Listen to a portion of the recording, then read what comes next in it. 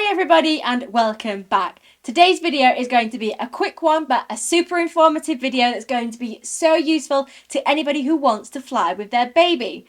So we've travelled so much with our son over the past 3 years and we've learned so much along the way. So I've condensed the main things that we've learned and put them into our top 25 tips for flying with your baby. If you like this video, if it brings you value in any way, then please give us a like and consider subscribing for more videos just like this. But I'm going to get right to the point and share my top 25 tips for flying with your baby. So, tip number 1 is to choose your flight time wisely. I say this because you want to fly at a time when the baby is more likely to be sleepy and more likely to nap for the majority of the flight. For us personally, that was usually around lunchtime, 2 p.m, because that's when he would ordinarily have a nap, so we knew he'd be ready for a good sleep at that time. If we were flying long haul, then we tend to book flights that go overnight. Again, we know he's going to have a decent sleep overnight. That will make everybody's journey a lot more enjoyable. Tip number 2 is to request a bassinet if one is available. You can usually put babies up to 11 kilograms in one of these. It allows them to lay flat, you have your hands free to enjoy your flight, and everybody's happy. If you're travelling with 2 adults and you want to reserve your seats and be all sat together, consider reserving the window and the aisle seat. When other people go to reserve their seats, chances are that seat in the middle of you both isn't going to be a very popular choice, so it gives you more chance of having the entire row for you and your family.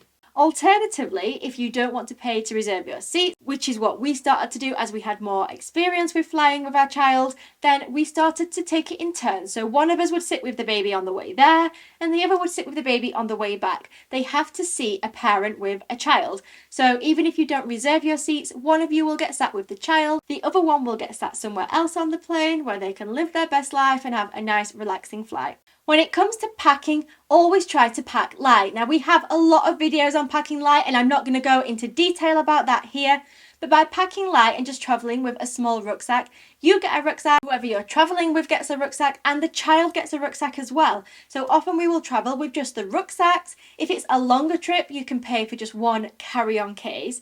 But by not having any checked luggage, you don't have to wait in long queues before you go through security to check the bag in. You don't have to wait on the carousel when you get off the flight, and it just means the whole process through the airport is a lot smoother. Note that when you are packing for your baby, there's no liquid allowance when it comes to baby's food. So you can take a big flask full of boiling water, you can take fruit pouches and food pouches that are over 100 ml. There isn't a limitation if it comes to feeding your child. A lot of people don't realise this and get really panicky about how am I going to feed my baby, they have formula. We would take formula in these little containers. You pre-measured out how much the baby had. It was really easy to just shake that formula into a bottle, add some boiling water from your flask and just wait for it to cool and give it the baby ready for takeoff or landing. Now, when it comes to checking in your pram and your car seat, you can put them into bags. So we had a bag for our pram and we had a bag for our car seat. You can put other items in those. Think flip-flops, think larger liquids at over 100 ml.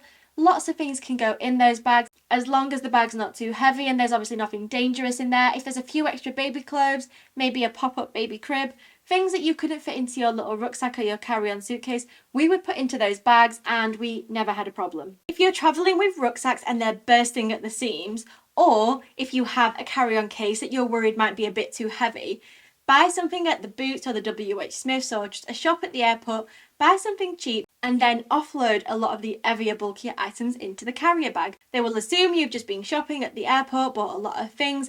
Nobody cares what's in the carrier bag. It's your rucksack that they're going to be looking at, and if anything's going to get weighed, it will be your carry-on case. I have never had the carry-on case weighed at the gate. If you go to the check-in counter, they might ask to weigh it. We always avoid the check-in counters and go straight through security and get on the plane. It all comes down to size at this point, and the rucksacks that we take fit nicely into the Ryanair, the Wizz Air, the EasyJet testing spaces where they tested the bags the correct size, and we've never had a problem. We have these bags in our Amazon shop. If you're interested, I will link them below. If you can, download your boarding pass to your phone and add it to your Apple Wallet if you have an Apple device, of course. This is so useful because the boarding pass will be always on the front screen, so you don't have to kind of open the phone, look for the app, find the photo. You just simply click on the notification that will always be on the front of the phone, and that will open the boarding pass. So it's really easy when you're going through security checks. You don't have to rummage through your bag for a piece of paper or rummage through your phone and trying to open apps. It will just always be there on the front. When you're progressing through security, it's obviously really useful to always have your liquids and your large electricals right on the top, so you're not rummaging through the bags to find them. You're going to have to get these out. You're going to have to get your baby's food out and any flasks or anything like that you've brought that's liquid. Have it all at the top, ready to come out. People talk about this all the time, but have an empty water bottle ready to fill up when you get across security. Water is free. There'll be lots of places to fill up your bottle. Saves you spending £3 or whatever on a ridiculously priced bottle of water. Obviously also have your baby's bottles ready to be filled up. You can take pre-filled bottles across security. They will just want to have a look at it and make sure it is what you say it is. When you're travelling, you're likely going to be looking at your phone a lot. You'll be taking pictures. Your child might have their iPad or tablet. It's always important to have a charging cable with you. Most airports are going to have charging ports for the normal USB. They're not going to have somewhere for you to plug the lightning cable, or I've never seen it anyway. Don't forget some kind of plug extension if you want to charge multiple items in the airport. It can be really tricky to find plugs, especially if there's delays and everybody's charging their phones. We normally just take a really old-fashioned extension cable like you'd have at home. You can get things like these. I've got this in my Amazon shop and it's got the USB ports, different plug sockets, so really handy if you're charging in the airport. It may sound really obvious, but if you're travelling with a baby, aim to get to the airport early. There are so many things that can cause delays. It's going to be stressful as it is. Don't make it even more stressful by putting time constraints on yourself. So if you get there a couple of hours early, you can just go and sit and have a drink and chill, play some games.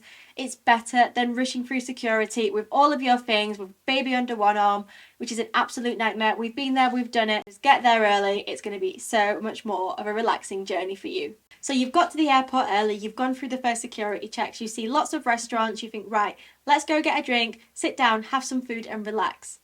I advise against this, and the reason I advise against this is because you may think the gate is just around the corner, but it could be a 20-minute walk away. There could be a further security check before you get from where you are to your gate. So find out where the gate is, get there early, and once you know where your gate is, you can then backtrack and go and look for a restaurant or a bar, and you know exactly how far you have to go to get on that plane. We have had so many times where we've gotten there maybe 2 or 3 hours early, sat down, started relaxing, and before we know it, we look at the screen and it says, final call for your flight. We think, right, better get up and go. And it's at that point that we realise it's a 20-minute walk to the gate. And that's when there's sheer panic because we have to start running with a baby or with a toddler. It's not ideal. Find out where you're going and then relax. One of the other things that we always struggle with is remembering where we've put the car keys on the journey home. Just have a little pocket in the bag where you put the keys and you don't move them and you leave them there the entire time. I cannot tell you how many times we get to the end of a trip, we get to the car and I say, have you got the car keys? My partner will say, have you got the car keys? And we'll have a moment of panic where we all think, oh my goodness, we've left the car keys somewhere, rummaging through every pocket in our bags. Just have a pocket where you put them, right on your phone. I've put my car keys in this pocket. And you'll have a lot less stress on the journey home. When it comes to boarding on the flight, you'll notice that all the seats around the gate are taken. Don't stress, relax, go to the next gate where there'll likely be very few people sitting. Just sit down, get out some activities. There's no rush to get on the plane. If you can be the last on the plane and the first off the plane, that means less time spent sat in that little seat. The less time you can spend on that plane, the better. It's so important to have lots of activities in your bag. That can be colouring crayons, colouring books, sticker books are really popular in our house. You can have lots of figurines to play with, little cardboard books, or even things as simple as a bottle and a lid to screw and unscrew. But having activities to do both in the airport and on the plane is going to keep your baby happier for longer. Snacks are another thing that are really useful to help lift their mood when you can see the grumpiness coming on. We touched on this at the beginning, but have a baby carrier. A baby carrier is going to be priceless. As soon as you check in that pram, whether it's at the check-in desk or at the plane, you're going to have a loose baby in your hands. Having a baby carrier is going to give you both hands free to carry luggage, to hand over your passport, to get your phone out for the boarding card. The baby carrier is going to be priceless both travelling and when you're on holiday. Think about what you're wearing and what the baby's wearing. The climate where you're departing from is probably going to be different from the climate where you land. So you might have the baby wrapped up in a lot of layers for when you set off, but then when you land, it's really, really warm. So maybe have a change of clothes available, or just be able to take off layers to adjust to the climate. If you decide to not reserve your seats and you go for the method where you take it in turns, one of you stays with the baby on the way out there and the other one stays with the baby on the way back, giving the other person who's travelling the freedom to sit wherever and enjoy their flight. If you are that person who's enjoying their flight, you're going to want to get a few hours of sleep in. If you're a parent, we know you're sleep deprived, so getting in a couple of hours is going to be priceless. So make sure you take an eye mask, some earplugs, and maybe a blanket or something to get cozy. Try and get a window seat and just try and get a few hours sleep in. It will really make a difference to your holiday. Now, if you're the parent who's with the child, you're going to want to have a lot of activities to keep them occupied when they're not sleeping. Now, in an ideal world, they will sleep the entire journey. In reality, that's probably not going to happen, so be prepared with lots of things for them to do. This is a list of things that we commonly take with us, but the thing that really makes the biggest difference is an iPad or a tablet. You can download offline episodes onto tablets, so on BBC iPlayer you can do this.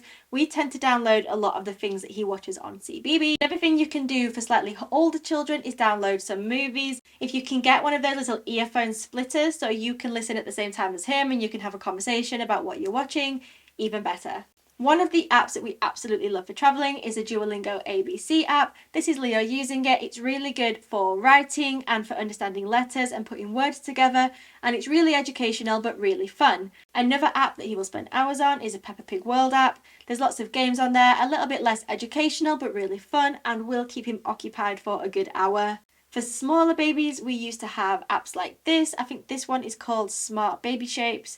And Leo got really good at such a young age of recognising circles and colours. Obviously, if it can be educational, it makes you feel a little bit better about it as a parent, but this is a flight. You do not need to feel guilty about giving your child screen time.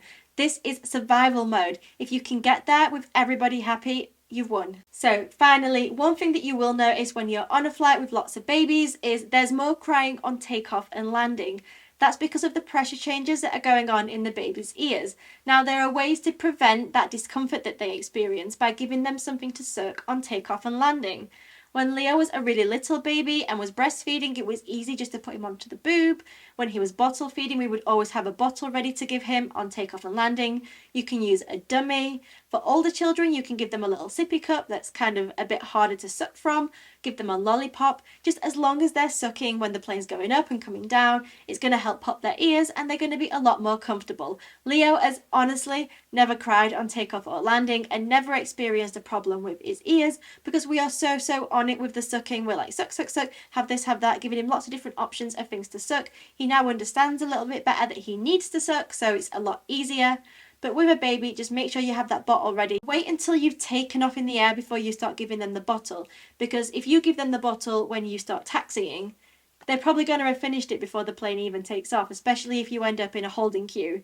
So wait until you've done the fast bit, you start going up in the air, then give them the bottle and they'll be sucking throughout, kind of the bigger pressure change. So that went on a little bit longer than I planned, but I think I've given you a lot of information in this video. If you have any questions about traveling with your baby, please ask in the comments. We have flown so many times now, and I think we've encountered every problem you could possibly imagine and found ways to overcome it. So if you want to know more about flying with a baby, let us know in the comments. We can make more of these videos if it's what you want to see. We post every week on a Friday evening. We try to post at 6 p.m. We have a toddler. It doesn't always work out that way, but we try our absolute best to get these videos to you regularly on a Friday night. So we don't currently have a plan for the next video, so if there's anything you want to see, let us know in the comments. Again, if you found this video useful, if you've got any value from it whatsoever, give us a like, let us know what you think, and give us a subscribe if you want to see more videos like this. But thank you so much for listening, and I look forward to making another video next Friday.